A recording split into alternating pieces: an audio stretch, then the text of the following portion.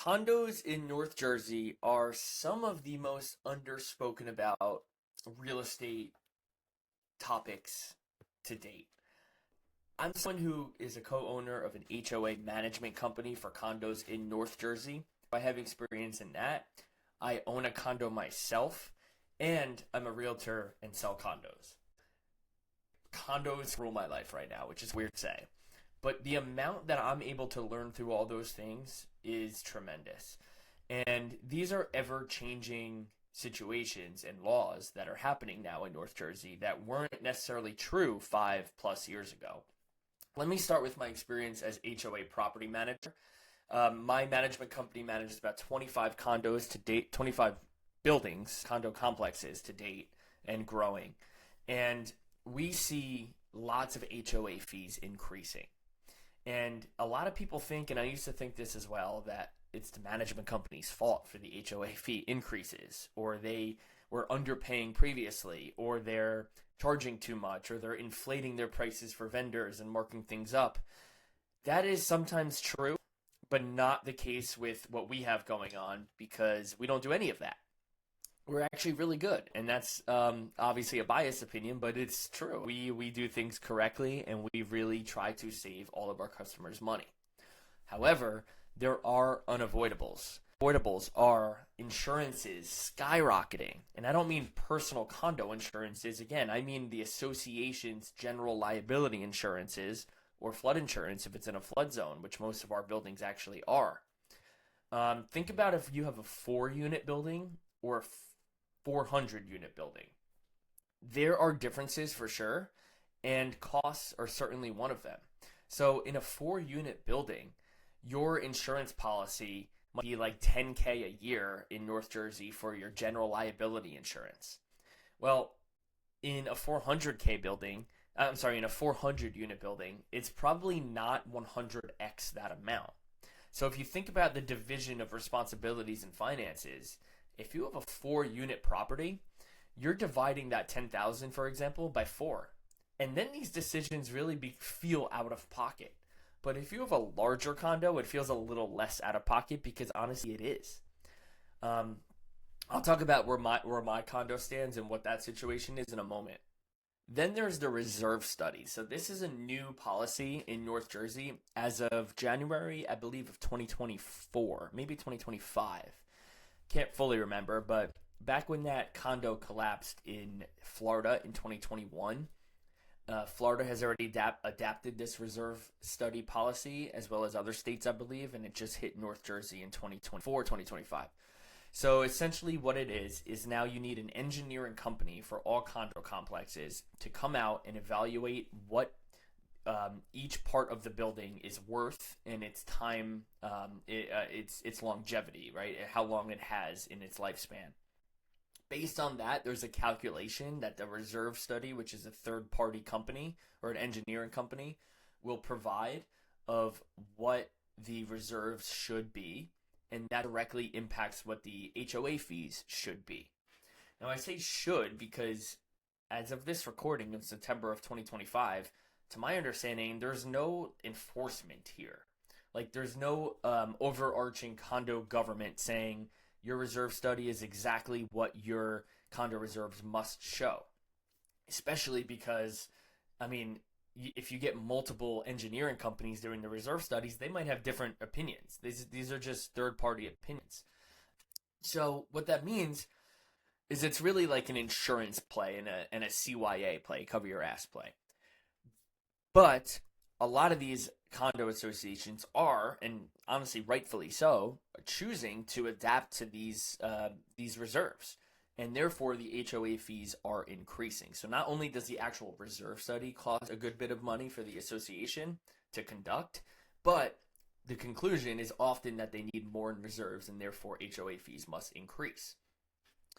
Again, there's no overarching government necessarily. However, when you go and sell your condo, now lenders are asking to see a reserve study. So the banks are underwriting based on the reserve study. And I'm not sure what happens if you don't have the reserve study, but it might impact the financing of the buyer. And therefore, your condo is essentially less valuable if you don't have that reserve study. So I say all these things not to scare you from buying a condo, or if you own a condo like I do, I'm not selling my condo. There's still some great parts of owning a condo. But what I said, along with a lot of HOA management companies just not being great at their jobs, and I see this because we take over buildings from other companies who have a mess of finances for 50 years sometimes, and there's no tax returns, and there's no, these insurance payments aren't getting paid, or they're getting late, and interest due, and sewer payments are not getting paid. That happens a lot. You definitely want to vet out your management company before you buy into a condo, or change management companies if your current management company isn't great. It's not that hard to change, which is another misconception. But again, I own my condo, so I'm going to go into my ownership of a condo and why I'm not selling it. Even mentioning all the things that I just did. So, based on the reserve study from my condo, which is a 33 unit condo, my HOA fees went up like 30% last year. And like that sucks, right? Like, even though I really like the numbers, which it's currently a rental property for me, I'm cash flowing and it's going well. That 30% was a tough jump to swallow. I was like, damn, that really hurts. But when you look into why it's a 30% increase and what comes with that, and I don't mean what comes with it in terms of amenities, but I mean what comes with it in terms of reserves, insurance, and things that must get paid and must be built. It makes sense. And for me, as long as it makes sense, I'm okay with it. I am one to ask a lot of questions of how it makes sense, but I'm not doing it to be annoying. If you know me, I'm really just doing it because it needs to make sense to me. And if it makes sense to me, I accept. And an increase in my HOA fees in my condo, although I don't have amenities and it's a really high HOA fee, it still made sense to me. And on that note, if you really think about where your HOA fees are going with regard to the reserves, which mine, because it increased to add to more reserves for my condo. If you think about it, if I sell my condo in like 2 years, then I just contributed years of HOA fees for the next buyer's reserves, right? So in my HOA management company, lots of owners don't want to increase their HOA fee because they're like, well, I'm going to sell in the next 5 years. In condos, one, two bedrooms, there's naturally a lot of turnover. So why should I contribute all this extra money to the buyer? And that's a really good point. Like, as an investor, I don't want to do that either. So my solution is don't sell. My condo, I'm not selling. And the higher the HOA fee is, ironically, I think, the less likely I am to sell, because I know this is like a reserve fund for myself when I'm contributing a higher HOA fee.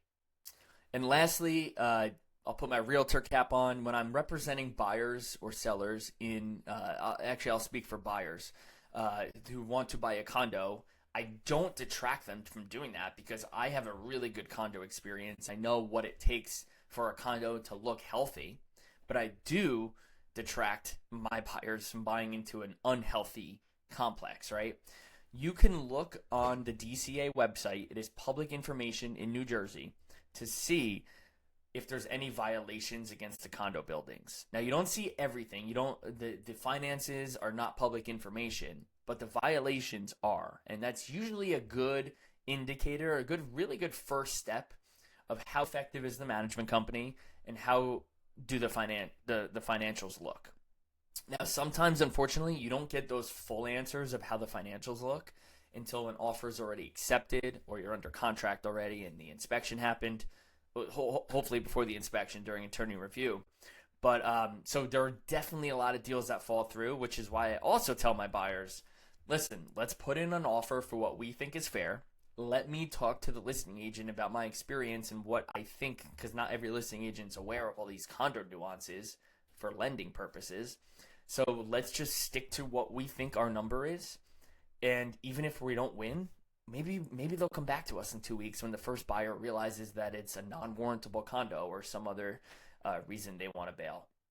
Anyway, my 10 minutes is up. Thank you for listening. If you made it this far, condos are not exciting, and I'm not pretending that they are. So I really appreciate if you made it to the end of the video. Thank you.